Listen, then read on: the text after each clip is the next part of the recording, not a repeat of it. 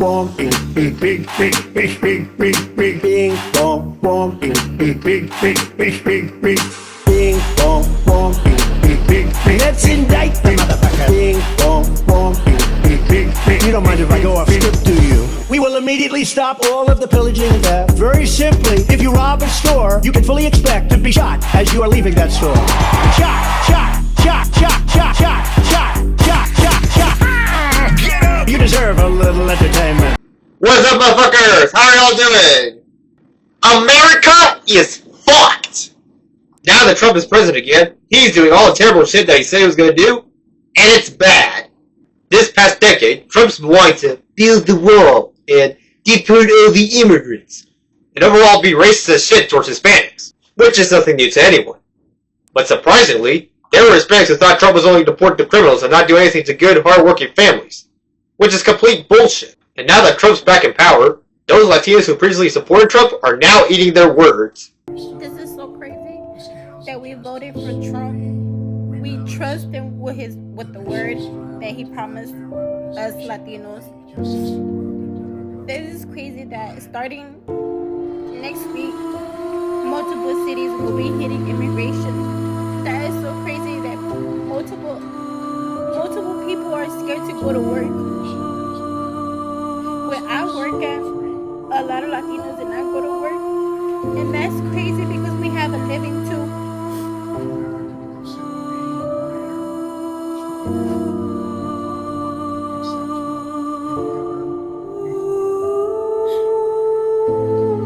I hate that I voted for him.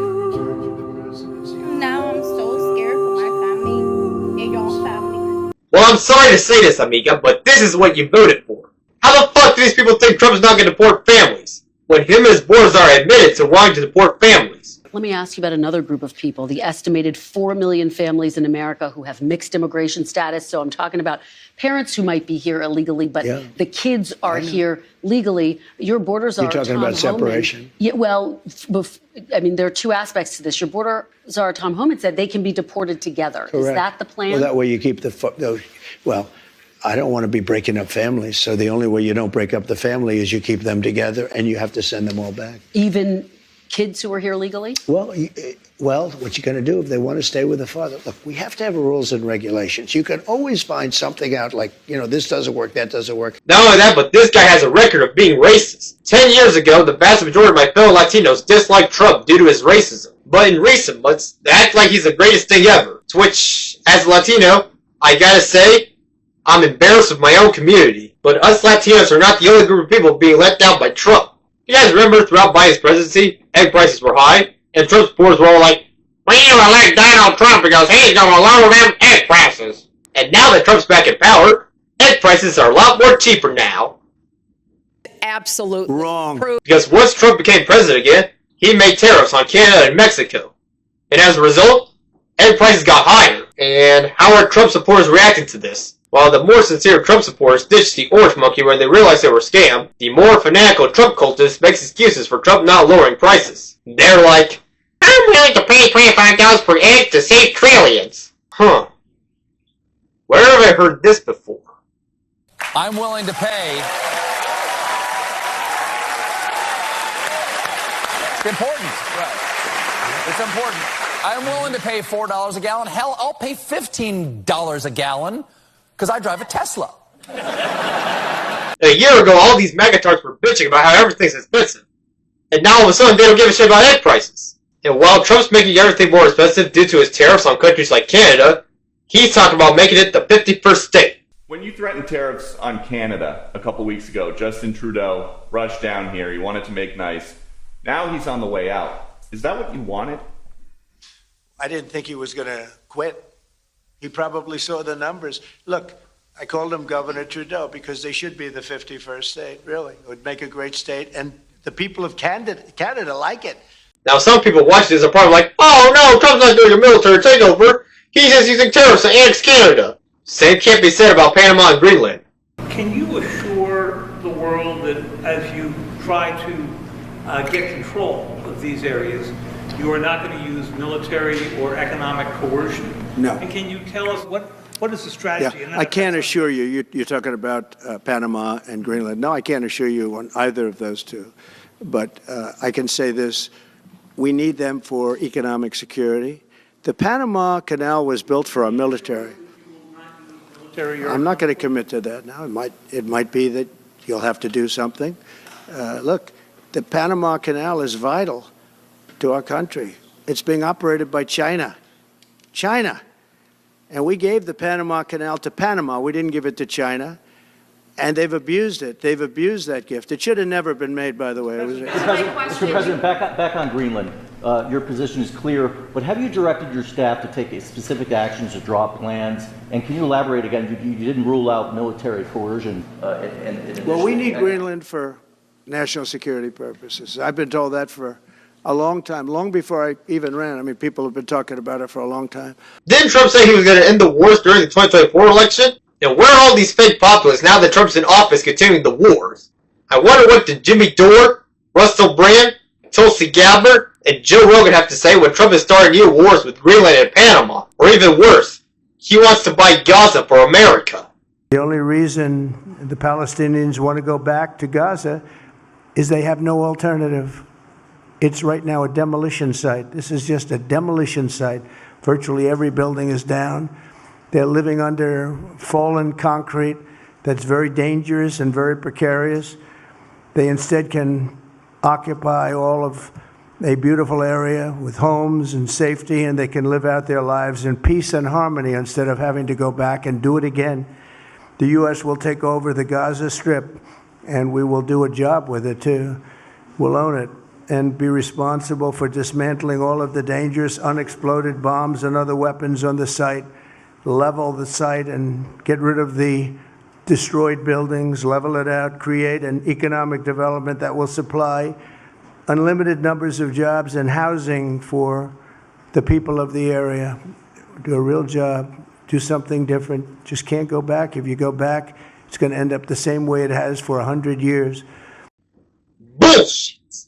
Gaza does not belong to America. Gaza belongs to the Palestinians. And the reason why Gaza is such a demolish place is because Netanyahu is constantly fucking it up with his stupid warmongering. This is the most imperialistic bullshit I've ever seen. No different than Julius Caesar invading the Gauls, or Adolf Hitler invading Poland. Throughout the 2024 election, the Orange Monkey pretended to be an anti-war candidate, and now that he's president again, he's shown to be anything but that. And instead of calling that shit out, all these right-wing public figures defend that shit. Which is why you should not believe anything these people say.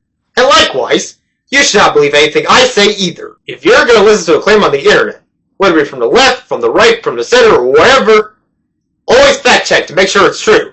But the sad part is, people are trying to act based on emotion and based on facts. A good example of that is all the way back when 9/11 took place. Back when it happened, George Bush had a high approval rating of 90%. But now, he's one of the most hated presidents of our lifetime. Even today's Republicans dislike George Bush. I mean, the only people who like George Bush now are mainstream media hacks, who nobody likes. And I see some magatards pretending to hate Bush the way he did in Iraq, even though back in the day, they demonized everybody who opposed the war in Iraq. Come over to the dark side. We have real joy. We have real unity. You might have some fun. You might have some laughs. You'll be healthier. And hopefully you won't be shipped off to fight in a Dick Cheney war. They try to silence anti-war voices. And according to them, if you didn't support America getting involved in wars like Iraq or Afghanistan, you were considered a terrorist, Al-Qaeda sympathizer. Compare that to today's conflict in Gaza. According to Zionists, if you don't support America sending money to Israel to blow up Gaza, you're considered a Hamas sympathizer. And much like during the Bush years, our government is trying to shut down pro-Palestinian voices. Obviously, I have no memory of the Bush years because I was born 2 weeks before Bush took office. But I tell you what I know based on my own research. Now, some Zionists who are probably watching this are like, "Hey, those kids should be saying bad about Israel because it's causing hatred towards the Jews." Irony. Coming from the same people who are always like, "The woke left. They're all a bunch of snowflakes. They're all about identity politics. We're not allowed to say the N-word, or say that Hispanics are criminals, or say that the Haitians are eating the dogs. They're eating the cats. They're eating the pets." If you watch my Elon Musk videos, I called out the pro-censorship left, even though I'm on the left, and I hate racists as much as any normal person. So if I can defend my enemy's right to free speech, why can't you Zionists defend Palestinians' right to free speech? Even if you hate what these people have to say, You shouldn't advocate for them to be censored. Otherwise, you don't believe in free speech. It's been more than 15 years since George Bush left office, and as I said before, George Bush is one of the most hated presidents in our lifetime, and the war in Iraq today is frowned upon by the vast majority of Americans. Even though 20 years ago it was unpopular to oppose the war in Iraq. Who knows? Maybe 20 years from now, Donald Trump will be remembered as one of the worst presidents in American history. And it's possible that future Republicans may distance themselves from Israel or the war in Gaza, if things don't get any worse by then. And that's pretty much all I have to say. Let me know in the comment section what you guys think. Do you agree with me? Do you disagree with me? Let me know why. And what do you think of the second Trump presidency so far? If you want to see more content like this, please like and subscribe to my channel. And press the bell notification so you don't miss out on the next video. You never know when I upload. And if you could, please follow me on social media. My Facebook, Instagram, Threads, and Twitter, not X, are all in the description. So check me out there. And the next time you hear Donald Trump say something dumb, just remember, Donald Trump is a liar. And that's the end of the video. See you next one.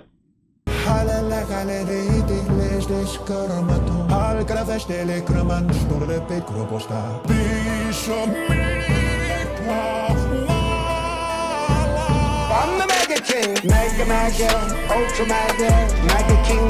We gotta stop the mega king. I'm the mega king, mega, ultra mega king. Get the FBI loaded up. I'm the mega king.